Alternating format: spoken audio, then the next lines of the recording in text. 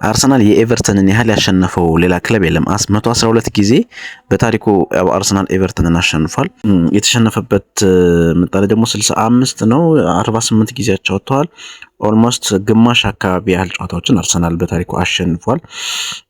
በፕሪሚየር ሊግ ዘመን ደግሞ ከዚህ የበለጠ ነው የማሸነፍ ምጣኔው 61 ጊዜ ተገናኝተው አርሰናል 35ቱን አሸንፏል። ኦልሞስት ወደ 55 አካባቢ ፐርሰንት ያህል አሸንፏል ማለት ነው። ነገር ግን ባለፉት ጥቂት ዓመታት በተለይ ሚኬል አርቴታ የአርሰናል አሰልጣኝ ከሆነበት ጊዜ አንስቶ ኤቨርተን በጣም ብዙ ውጤቶችን ወስዷል ከአርቴታ። በአጠቃላይ 11 ጊዜ ተገናኝተዋል በሚኬል አርቴታ አሰልጣኝነት። ሚኬል አርቴታ 4 ጊዜ ተሸንፏል። የመጀመሪያውን ጨዋታ አርቴታ ካሸነፈ በኋላ ተከታታይ 3 ጨዋታዎችን ኤቨርተን አርሰናልን ማሸነፍ ችሏል። ከዛ በኋላ እንግዲህ እንደገና ወደ ድል መጥቷል። ዞሮ ዞሮ በጥቅሉ 4 ጊዜ የሚኬል አርቴታ አርሰናል በኤቨርተን ተሸንፏል። 5 ጊዜ አሸንፏል። ባለፈው ዓመት ደግሞ በደርሶ መልስ አቻ ነበር የተለያዩት። አንድ ጊዜ 1-1 አቻ፣ አንድ ጊዜ ደግሞ ያለ ጎል 0 አቻ ነው የተለያዩት። ከሁሉም ደግሞ በ2022-23 ሲዝን አርሰናል በዛ እየበረረ በነበረበት ሲዝን ሳይጠበቅ 1-0 በጉዲሰን ፓርክ አርሰናል የተሸነፈበት መንገድ እጅግ በጣም የሚያበሳጭና የማይረሳ ነው። ባለፈው ዓመትም ያው 4 ነጥብ አስጥሎታል። ነገር ግን ባለፈው ዓመት የአርሰናል ምርጡ ሲዝን አልነበረም። አርሰናል በሂል ዲኪንሰን ስቴዲየም የመጀመሪያ ጨዋታውን የሚያደርገው ከኤቨርተን ጋር። ይህ አዲስ ስታዲየም ባለፈው ዓመት ለረጅም ጊዜ ጉዲሰን ፓርክን ሲጠቀሙበት ከነበረው ባለፈው ዓመት የካቲት ወር 2025 ላይ ተመርቆ በዚህ ዓመት በ2025-26 ሲዝን ኤቨርተን ወደዚህ ስታዲየም ሽፍት እንዳደረገ ይታወቃል።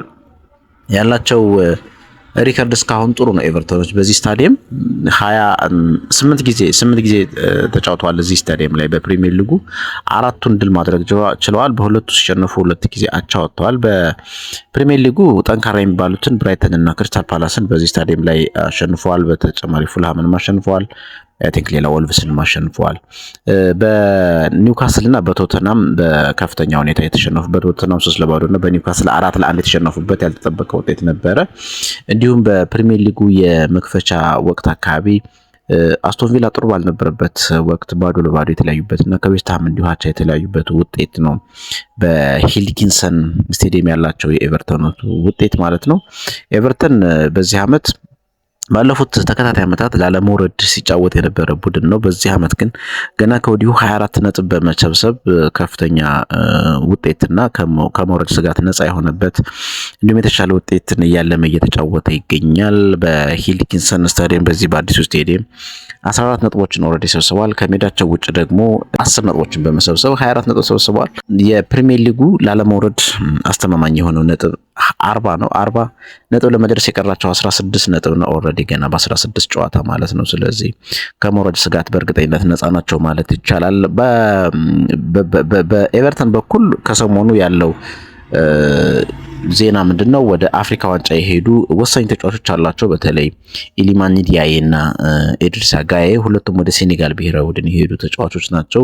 የአፍሪካ ዋንጫ እሁድ እንደሚጀመር ይታወቃል። እንዲሁም ሌላ አንድ ተጫዋች 3 ተጫዋቾችን ብቻ በአፍሪካ ዋንጫ ምክንያት አጥተዋል። እንዲሁም በተመሳሳይ ግሪሊሽ ከማንቸስተር ሲቲ በውሰት ለኤቨርተን እየተጫወተ የሚገኘው ግሪሊሽ እና ዶስቤር ሃል የሚባለው ሚድፊልደር በጣም አሪፍ ወሳኝ ተጫዋቾች ናቸው ለኤቨርተን። እነዚህ ተጫዋቾች ለአርሰናል ጨዋታ በጉዳት ምክንያት እንደማይደርሱ ነው እየተነገረ የሚገኘው። በአርሰናል በኩል በተለይ በዚህ ሳምንት እረፍት አድርገው እንደመመለሱ መጠን የተወሰኑ ተጫዋቾች ከድካም ያረፉበትና ወደ ጥሩ አቋማቸው ይመለሳሉ ተብሎ የሚጠበቅበት ነው። ባለፈው በመጨረሻው ጨዋታ ከወልቭስ ባደረገው ኤምሬትስ ላይ በነበረው ጨዋታ በጣም ደካማ እንቅስቃሴ እንዳሳየና በመጨረሻ ደቂቃ በተቆጠረ ጎል 2-1 አርሰናል ወልቭስን 20ኛ ደረጃ ላይ የሚገኘው ወልቭስ እንዳሸነፈ ይታወሳል።